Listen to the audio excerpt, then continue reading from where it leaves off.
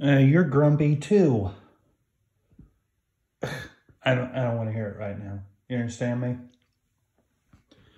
Well, today's topic is greatest common factor. It's helpful for simplifying fractions.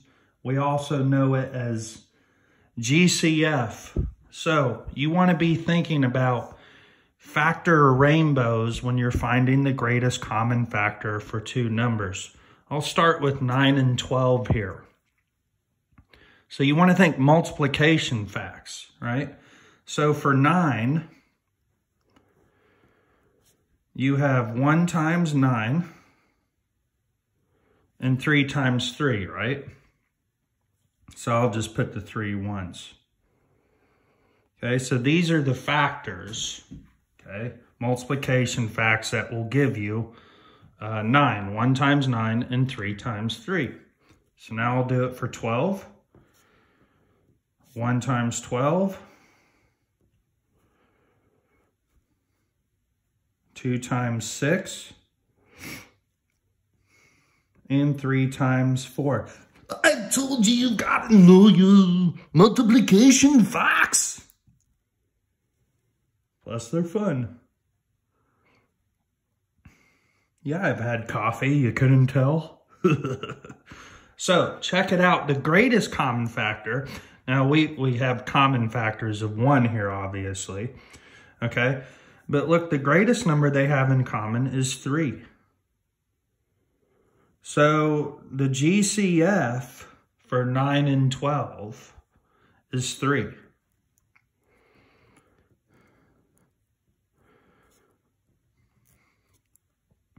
Let's look over here at 15 and 21. 1 times 15, of course.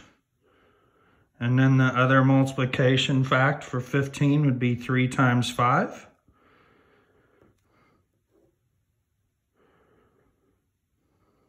See my beautiful rainbow? Ah, it's so beautiful, full spacious skies for amber waves of green. Okay, 21. 1 times 21. And then the other multiplication fact is 3 times 7. Obviously, we see 1 here, right? Okay. And then I look and, oh, wow. Okay, so the greatest common factor for 15 and 21 is 3. Same thing for 9 and 12. So if I told you to simplify 15 over 21, the fraction 15 over 21, you would divide by 3 over 3. The GCF will give you the final simplified fraction. Let's do 18 and 24. 1 times 18. 2 times 9. And 3 times 6. Booyah! In honor of Stuart Scott. It's as cool as the other side of the pillow. 1 times 24. 2 times 12. 3 times 8. And 4 times 6. So look, I'm looking for the greatest common factor, right? 1, of course, is a common factor. So is 2. So is 3. But do you see something else they have in common that's greater? Ding, ding, ding. It's 6. So when you go and simplify fractions, the GCF is helpful. I'll show you why. Like say I told you to simplify 18 over 24, and you could divide by 2 over 2, right? And that would give you 9/12.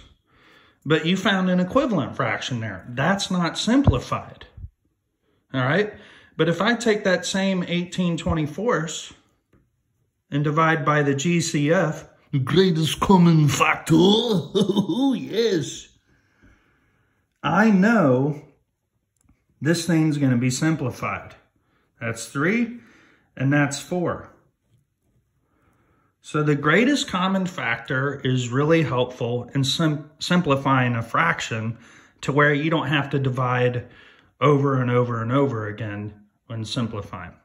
Okay, so I'm going to upload these as the first 3 examples so you watch the video to help you, and then I'll put some other examples where I want you to give me the greatest common factor. Have a great day. Coffee. So good in the morning, right?